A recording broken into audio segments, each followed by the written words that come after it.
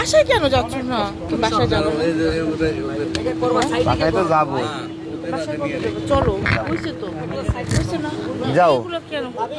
সমাধান হতে হবে এগুলো। থ্যাংক ইউ, থ্যাংক ইউ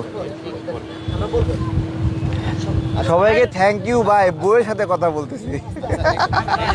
এই যে এই যে এই যে দেলোয়ার সাহেব, আপনার তেল অনেক বাড়ছে, এনে ফোন দিলে ফোন ধরেন না, একটা ফোন ধরে না, কোনো তথ্য চাইলে তথ্য দেয় না।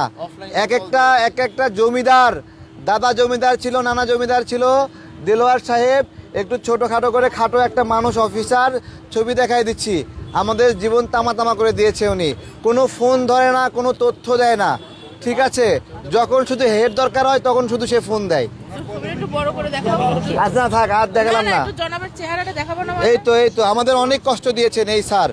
স্যার এত বেশি কষ্ট দিছে, কোনো সময় ফোন ধরেন না, ফোন ধরেন না, ফোন ধরেন না। ওনাকে যোগাযোগের জন্য রাখছে, কিন্তু উনি ফোন ধরেন না, কোনো তথ্য চাইলে তথ্য দেয় না, ফোন ধরে না,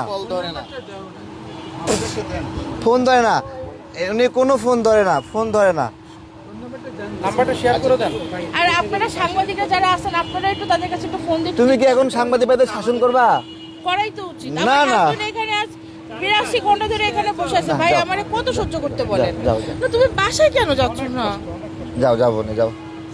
এটা হচ্ছে অফলাইনে। ভাইরা একটু বিদায়। আসসালামু আলাইকুম, লাল সালাম সবাইকে।